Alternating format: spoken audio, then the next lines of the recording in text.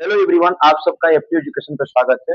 आइए कुछ important question हम फिर यूपी टेट के लेकर आए हैं। उसमें C TET, S TET, UPSC TRE 4 सबके लिए बेबी आई क्वेश्चन है एकदम। आइए क्वेश्चन एकदम आपको ऑप्शन से करना सिखाते हैं। मेथड भी है, मेथड लिख देंगे उस कैसे बनेगा, लेकिन ऑप्शन से यू सॉल्व हो जाएगा आपसे। देखिए ये क्वेश्चन देखते हैं। क्वेश्चन लिखा है स्क्रीन पर, देखिएगा आपको कि यदि 21, 22, 60 और 64 हमारे पास अंक है। 21 है, 22 है, 60 है और 64 है। हमारे पास 4 डिजिट है। ठीक, बोल रहा है कि इसमें से प्रत्येक संख्या में से एक्स घटा जाए, मतलब इसमें से भी एक्स घटा दो, इसमें से भी एक्स घटा दो, इसमें से भी, मतलब सभी में से एक्स घटा दिया जाए। तो कह रहे हैं कि इस क्रम में प्राप्त संख्याएं होती हैं, मतलब जो घटाया जाता है। तो बताइए एक्स के मान क्या होगा, मतलब ये प्रोपोर्शन हो जाता है।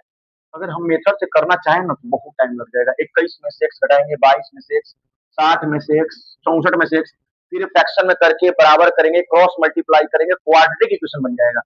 और जब क्वाड्रेटिक सॉल्व करेंगे तो इससे ज्यादा टाइम लग जाएगा। अब आपको ऑप्शन हो जाते हैं। आपको देखिए स्क्रीन पे 4 ऑप्शन दिखता होगा। देखिए मैं इसलिए भी दे रहा हूँ। पहला ऑप्शन आपका 5 है, दूसरा ऑप्शन आपका 8 है, तीसरा ऑप्शन मान लीजिए 6 है, चौथा ऑप्शन 4। ये मान लीजिए 4 ऑप्शन है हमारे पास। अब हम चारों को चेक करेंगे, हमको प्रोपोर्शनलिटी चेक करना है, हमको घटाना है। अब एक एक तो घटा दीजिए, बस घटाने में तेजी से घटाइएगा। बस ये दोनों को एक साथ रखिएगा। प्रोपोर्शनलिटी का मतलब क्या समझते हैं आप? जैसे ए रेशियो बी है, प्रोपोर्शन का मतलब सी रेशियो डी के बराबर होगा। यानी जितना ए बाई बी की वैल्यू आएगा उतना ही सी बाई डी की वैल्यू आएगी। यही मेथड है। सी बाई डी की उतनी वैल्यू आएगी। ठीक, तो हम क्या करना चाह रहे हैं कि जैसे हमारे ए बी हमको पता है 21 और 22, 21 में से 5 घटाएं तुरंत आएगा, 11 में से 5 घटाएंगे 16, 22 में से 5 घटाएंगे 17। ये क्या बराबर है? 60 में से 5 घटाएंगे कितना बचेगा? 55। 64 में से 5 घटाएंगे कितना बचेगा? 59। कभी ये बराबर नहीं होगा। यानी हमारा 5 ऑप्शन नहीं है। यानी 5 ऑप्शन क्या है? गलत। अब मैं 8 चेक कर लेता हूँ, क्या 8 रखने पर आंसर आ रहा है कि नहीं? यानी 5 रखने पे तो नहीं आया। 8 रखिए, 11 में से 8 घटाइए कितना बचेगा? 13। 22 में से 8 घटाइए, 12 में से 8 कितना बचेगा? 14। क्या ये बराबर है? 60 में से 8 घटाइए कितना बचेगा? 52। 64 में से 8 घटाइए कितना बचेगा? 56। देखिए कटेगा, ये 4 के टेबल से कट जाएगा। 13 चौके 52, 14 चौके 56। यानी जो 13/14 देखो बराबर हो गया 13/14।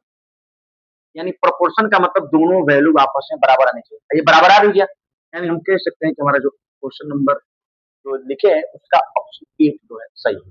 यानी सेकंड ऑप्शन सही है, जिसका आंसर 8। अब यही आप अगर मेथड से करते हैं ना, एक्स करते, क्रॉस मल्टीप्लाई करते, क्वाड्रेटिक बनता है, एक्स की 2 वैल्यू आती है, एक लेते एक छोड़ते, लंबा टाइम लगता है। आपको बताने के लिए इतना चाहिए, वरना हम मुंह जबानी करके भी देख सकते हैं। ठीक है, आइए नेक्स्ट क्वेश्चन देखते हैं। एक से एक बढ़ के क्वेश्चन है बेटा, और एग्जाम के लिए सब अपने आप में इंपॉर्टेंट है, सारे के सारे क्वेश्चन। अब देखिए जो मैं नेक्स्ट क्वेश्चन बताने वाला हूँ आपको, लिखा है कि एक बल्लेबाज, एवरेज का क्वेश्चन है, एक बल्लेबाज 19 पारियों में कुछ रन बनाता है। हमको नहीं पता कितना बनाता है, लेकिन इतना तो हम कह सकते हैं कि 19 पारी में वो 1 रन, कितना रन बनाएगा? 1 रन। ठीक, फिर बोला है कि अगर वो एक निश्चित औसत बनाता है, हो गया औसत स्कोर का एवरेज दे दिया, 19 पारियों का एवरेज एक्स लेट कर ली। कह रहे कि 20वीं पारी में 90 रन बनाता है, जो हमारी 20वीं पारी खेल रहा है तो 90 रन बना रहा है। तो कह रहे जिससे औसत 2 रन बढ़ जाता है। 20वीं पारी में अगर रन 90 रन बनाता है तो उसका औसत एक्स प्लस 2 हो जाता है। पहले एक्स था, अब कितना हो जाएगा? X plus 2। यानी अगर हम 19वीं पारी में पूरा रन निकाल कर अगर उसमें 90 जोड़ दे तो 20वीं पारी के बराबर हो जाना चाहिए हमारा। यानी इसको करेंगे कैसे? 19x + 90 बराबर हो जाएगा 20 ब्रैकेट में x+, दोनों बराबर हो जाएगा। टोटल रन निकाल लिया 19 पारी का, 90 जोड़ दिए तो टोटल 20 पारी का हो गया, और x+2 एवरेज बढ़ जाता था, 20 का मल्टीप्लाई करेंगे उसके बराबर हो जाएगा। यानी यहाँ सॉल्व करेंगे तो 19x + 90 बराबर 20x + 40। अब देखिए प्लस में ट्रांसफर करेंगे तो इधर माइनस में आ जाएगा, ये प्लस में इधर ट्रांसफर करेंगे तो माइनस में आ जाएगा। यानी यहाँ से अगर हम एक्स निकालेंगे तो एक्स की कितना आ जाएगी? 50।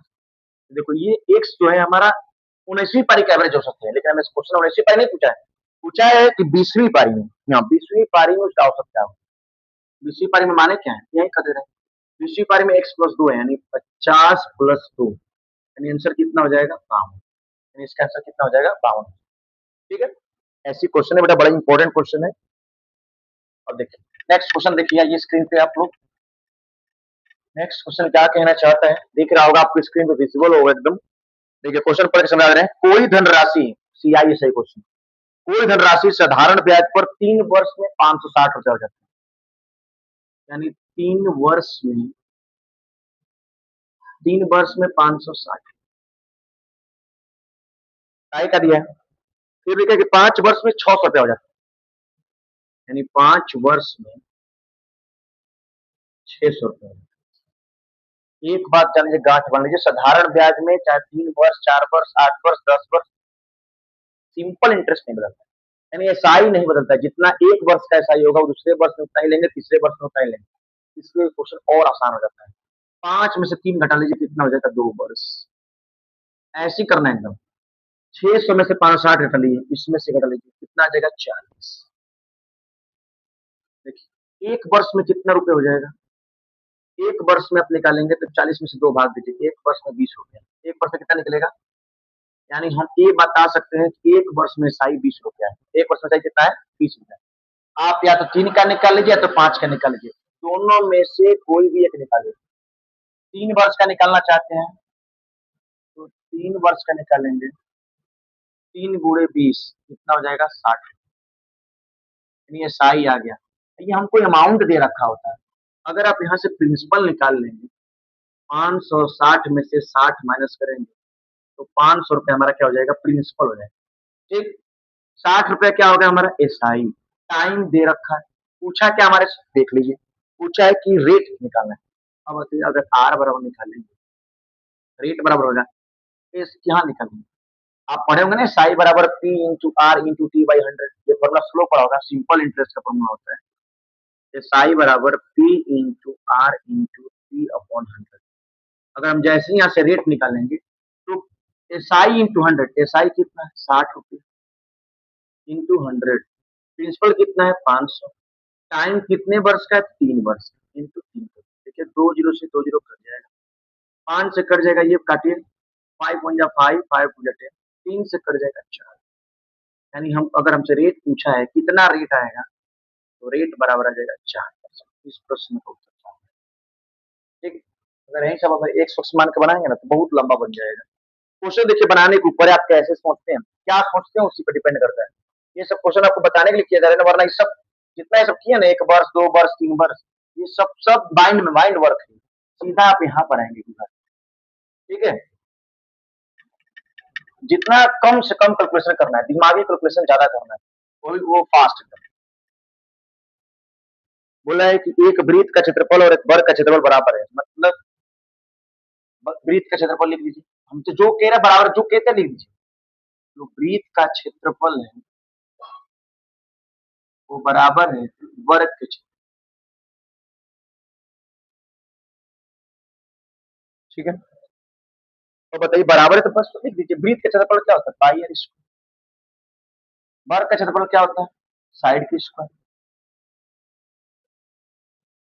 यहाँ तक ये लिख ली। अब हमसे आगे का कहा है, बोला है कि उनके परिमापों यानी वृत्त की परिधि और वर्ग का परिमाप का अनुपात कितना है। अब देखिए ये हमको दिया क्षेत्रफल बराबर है, यहाँ से कोई भी एक वैल्यू निकाल लीजिए, या तो आप साइड निकाल लीजिए या तो कुछ हम करें यहाँ से रेडियशन निकाल लेते हैं, कुछ भी निकाल लो भाई, जो निकालना है। अगर आप यहाँ से साइड निकाल लेंगे तो साइड बराबर यही ना आ जाएगा, रूट अंडर पाई और आर स्क्वायर। सॉल्व करेंगे तो पाई तो रूट में रह जाएगा लेकिन आर बाहर निकल जाएगा। साइड को हम साइड लिख देते हैं, साइड को हम ए मानना है तो ए मान लीजिए, लिख सकते हैं ए बराबर क्या हो जाएगा, रूट अंडर पाई है। परिमाप बोला है कि परिमाप का अनुपात कितना होगा, किसका किसका, पहले बोला है वृत्त का, हाँ वृत्त की परिधि और वर्ग का परिमाप। तो वृत्त की परिधि होती है 2 पाई आर, वर्ग का परिमाप होता है, वर्ग है तो 4 गुणे साइड। यहाँ से हम साइड निकाले 2 into pi into R, 4 into side की वैल्यू है रूट पाई इंटू आर, से आर कट गया, 2 से 4 कट गया, 2 जब पाई लिखा तो पाई को हम root pi into root pi नहीं लिख सकते हैं, पाई है तो पाई को मैं लिख सकते हैं ना, root pi into root pi upon में 2 इंटू रूट पाई, ठीक है। रूट पाई से रूट पाई कट गया, इसका आंसर आ जाएगा रूट पाई रेशियो 2। ऑप्शन में देंगे तो ऑप्शन आपको दिया होगा कि इसका आंसर रूट पाई रेशियो 2, ठीक है। बाकी और भी कोई क्वेश्चन में दिक्कत होगा तो आप हमसे कमेंट में बोलिएगा, आप एकदम क्विकली फास्ट आपको रिप्लाई दिया जाएगा। ठीक है, थैंक यू।